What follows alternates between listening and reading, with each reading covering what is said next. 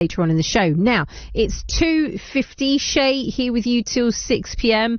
British politeness is apparently at a point of national pride, and especially, of course, at Christmas, I would say it only intensifies. But scammers understand that perfectly, and our politeness can actually work against us. EE and Debrets have teamed up with everyone's favourite Gran. She's a social media sensation, proud EastEnder grime Gran. Of course, her real name is Margie Keefe, to create a new guide, and it's called Mind Your Manners.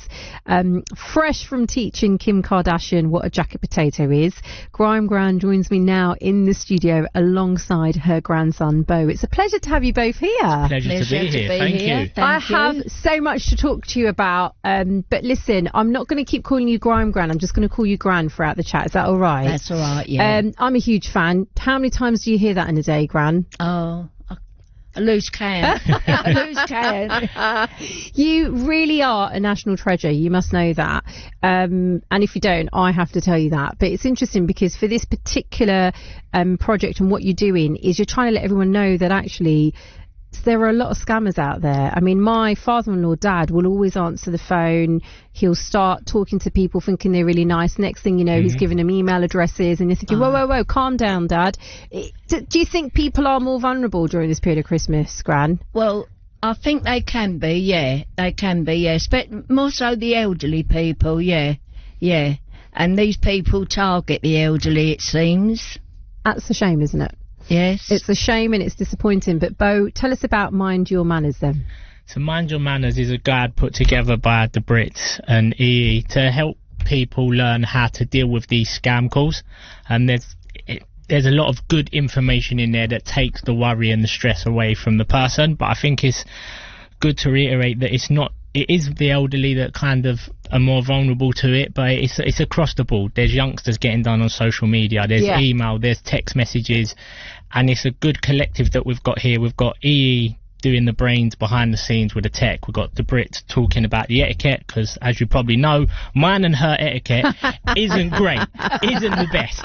We've got her to spread the word, and then I think for my generation, it's about bridging that gap between people, letting people know it's okay to have the conversations, teaching them like, Nan, if you hear this question or that question, or if there's this happen, then put it to one side, politely put the phone down, talking to the youngsters about emails and social media, and also that a lot of people feel stupid if something happens to them, but that's okay. Talk about it. The easiest thing to do is tell people, this happened, I felt like this, I don't think it's right, and then there'll be guides available online or from people like myself who know this is how we take action to stop it.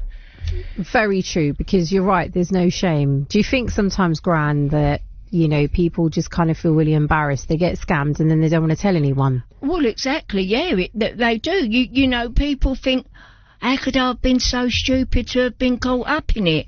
But for some people, that they just don't realise that they are being scammed. It happened to my own sister-in-law. Really? Yeah, and I mean, she's 90-odd, but it happened to her a few years ago. You know, but luckily I've had my two grandsons and my daughter to advise me, you know, of what to do when you pick the phone up. What's the number one thing you'd want to say to anyone listening? Because I'll be straight with you, a lot of us young'uns don't have landlines anymore. No. But there are many of us, you've said earlier on, many of our elderly that do hold on to landlines. So that's one area that people do get scammed, as you get these phone calls and then you think, oh, it's a friendly gentleman down the line. But what would you want to say to anyone listening? Well, look, what I do myself, you know, the phone rings. If somebody doesn't say, which they always do, hello, Margie, the boy's first words is Nan. My daughter's first words is Mum. Okay. If I don't hear them, then I don't say hello. Wow. I just listen for a couple of seconds. And then I just press the button, finished, I'm done. That's quite, well, some people say brutal, but you're right. Because if it's really important, they'll get hold of you, won't they? Well, you need to be brutal. You need to be. But as I said, I've had good advice, so I'll do what is the best thing for me to do. Don't tolerate it. Don't get into conversation.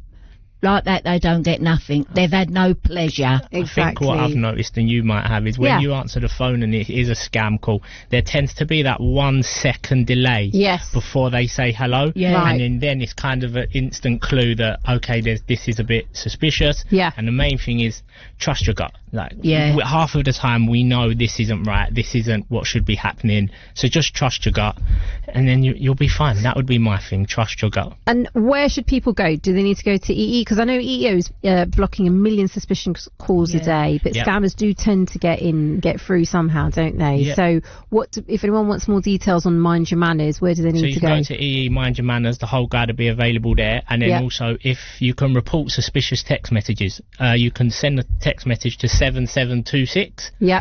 And then that was available for all networks. It reports the number, and reports the text message. It's blocked, and that's it. That's it. Yeah. I'm taking notes, Gran. Look, 7726. That's something that everybody needs to save then. Yeah.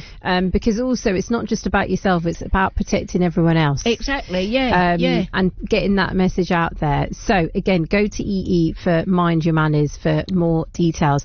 Stay with us. Are you all right on time, both of you? Because I wanted to have a little bit of fun with you. All the time in the world for you. Love that, because I want to have a proper chat with you about being proud EastEnders and also what Christmas is like in your house. I'm going to continue having a chat with Grime Gran and with her wonderful grandson Bo. And as they've mentioned, if you'd like more details for this particular guide, it's EE Mind Your Manners. If you do find that you've been a victim of a scam call and you want to let everyone know, go to 7726. Radio London. BBC. Radio London. I'm so giddy, I cannot describe it. I'm really chuffed and over the moon because I have got the social media sensation. I mean, I describe her as the nation's favourite Gran. She's a proud EastEnder. Of course, I'm talking about Grime Gran. Her real name is Margie, but we all call her Gran. And alongside that, we're joined in the studio with her grandson, Bo. Thanks for staying with me, both of you. We were having such an in-depth conversation off air. Bo, I said to you, do we want to go down the West London versus East London kind of debate? And it was just, you just shut that down, didn't you? There's no comparison. It's like saying who's better, Arsenal or Tottenham. It's literally, there is no comparison between the two. It just doesn't add up. Why has there always been an East-West divide, do you think? Well, I mean, my divide is East against the rest. Oh, against the rest? Against the rest of them. I don't mind North because of Arsenal, but as for South and West, no, it's not even a conversation worth having. Blimey. How do you feel about it, Gran? You're a proud Eastender. You've lived in the East End your whole life. All my life, yeah. Well, I don't know. I'm comfortable in the East End. I've lived there so long, everybody knows me, and that's what I like. But is that really the case? Because I'm sure back in the day, when, let's say you were Bo's age or my age, I suspect there was a real sense of community. Everyone knew each other, everyone was in each other's houses, everyone was looking after each other's kids. That was a different time. You can't say it's like that now, is it? Oh, no. I mean, when I was younger and, you know, growing up, your neighbours was your neighbours, and you know, if you didn't see someone for a few days, you'd go and knock. You know, and the first thing, like, if you run out of something and it was late at night, I'll knock next door. Yeah. You can't do that now. I remember being a small girl and my mum's neighbour knocking for a bit of soap. Right. Because they ran out of soap and she had her children to wash for school. Yeah. And my mother put the soap on the side and cut it in half. You couldn't ask neighbours to do that now. Do you miss those days?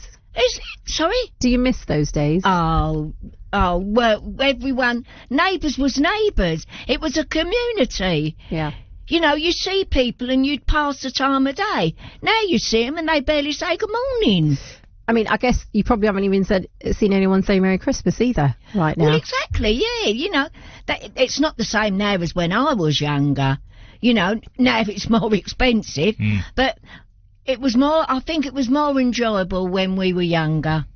Yeah, I mean, actually, I don't think a lot of people would deny that. What's your thoughts, Bo? Now, I think it was definitely more a community back then. Even when I was growing up, like, you knew everyone, everyone's mum, all the kids, you knew absolutely everyone. I think now it's just a bit like, especially where we are, Bethnal Green, Shoreditch and that sort of area, I don't think people move in there as their long-term family home. No one sees that as, okay, we're settling down here. Okay. So there's a lot of, where we are in our little block, there's a lot of turnover. You'll have like students here, then they move and then they move. I think everyone kind of sees it as a stopping gap. Okay. And then they're out again, and then you never actually have that time to really get to know someone, really become neighbours like they used to. So I think there is such a turnover. And I mean, if you're talking about somewhere like Shoreditch, I mean, if you look at Shoreditch now compared to even 5 or 10 years ago, it's not recognisable, is it, Gran? No, it's not. I walk down there and I walk along and I'm thinking, this used to be here, that used to be there. Go over that. Oh, that was so-and-so. Remember Spitalfields Market? Spitalfields Market. That's not the same anymore. You definitely couldn't have a gun shop in there like you used to. No, we used to have that, everything. It was. It's such a different time, but it's a strange one because it swings and roundabouts, isn't it? Because the way it goes is good, like for growth and all things like that, and you get more people wanting to come here, property prices grow up, but then you just lose, as you said when we was talking, you just lose the culture, don't you? You lose what the heart of the place was a little bit. So something I've noticed whilst I'm talking to you guys, of course, what is there, 26 letters in the English language, and I'm having a chat with you and I'm doing the same. I forget my H and my T's. They're gone out the window. Do you know what I mean? Yeah. It's gone. I've never had H and T's. Tell me about it. Never. But let me tell you, when I first walked into the BBC building 15 years ago, I was like, okay, I need to say water, not water. But what's your take on this? Because that language, especially East End language, is something we really need to hold on to. And of course, I'm talking Cockney here. Yeah. Well, look, I've spoke like this all my life. I won't never alter. But we're out, and people recognise mine and Bo's voice. Yeah. Before they even see our faces, they recognise our voices. How important is it to hold on to that, do you think? Oh, massively important. I mean, I don't think it's got very long left. Could you imagine me putting on me P's and Q's? They'd all think I'd lost my mind. Yeah. I don't think that the accent's got very long left. I think after my generation, you might see one more, and I think that'll be gone. And it'll be gone. Yeah. Replaced with what? I don't know. It's just because there's an influx from people from different areas. They come in, and you kind of lose it, and then the whole. Obviously, it's not the massive part of the East End was the drinking culture, wasn't it? The pubs, like you had your family outings in there, your Sunday afternoons, and I mean you're losing that as well because a lot of these youngsters now, they don't drink, which is fine. They're probably going to be better off for it down the line. Yeah. But you lose. That's where you talk to people and the accent stays around. But it ain't going to be there for long. Let me ask you this, because one of my big traditions in my household was, as you just mentioned, actually, Bo, I remember going to the pub and people used to smoke, and all you'd have to eat was a packet of crisps, and if you were lucky, some peanuts. That's it. And that's really changed. But nowadays, I do love to go and have a Sunday roast. Oh, yeah. And I have to tell you, your viral moment of you chatting to Kim Kardashian, talk about a jacket potato. Jacket potato. I mean, if you were to ask the team, I have one every single day. What's your perfect jacket potato then? My perfect jacket potato is to get it nice and crispy. Yeah. Cut it open, little bit of butter and cheese. Yes. Salt and pepper? Salt and pepper. Oh, lady after my own heart. Yeah. It's literally what I have every day. Yeah. But listen, jacket potato's going to follow me, I think, now for the rest of my life. She's going to be haunted by a jacket potato. I'm going to be haunted by, jacket potato. All right, well, the team and I, just finally, we've come up with a little game for you, Gran. Are you up for that? Yeah. And all I want you to choose is one or the other. It's called This or That. Okay, and I think I know the answer to the first one because you're sat here in the studio with it, but literally give us the first answer that comes to mind, and do not look to your left, do not look to Bo. No. Okay, this has got to be all Gran. All me. All right, here we go. This or that. Coffee or tea, Gran? Tea. I knew it. She's got a cup of tea with one milk and one sugar and milk. Pie and mash or fish and chips? It's a tough one. That's a bit of an hard one, yeah. I'll lean towards the pie and mash. Okay, pie and mash it is. Roast beef or roast chicken? Roast beef. Okay, all right. Jellied eels or pickled eggs? Jellied eels every day. Fairy or star on top of the tree for Christmas, Gran? Star. Okay, star it is. What about Christmas pudding or mince pie? What's after your heart? Christmas pudding. Christmas pudding. Quality Street or Roses? When they used to come in the big boxes. Oh, when they were big. Quality Street. Okay. What about... Oh, I love this one. On a Christmas morning, is Grime Gran having Bucks Fizz or mimosa? Oh, well, I should think a drop of Bucks Fizz with fresh orange. Oh, very nice. She's all right, isn't she? A bit flash, isn't She's a bit flash. Look at the orange. Giving it the big one today. Giving it the big Hey, one. giving it large. Or giving it large, as you usually with say. a Bucks Fizz. All right.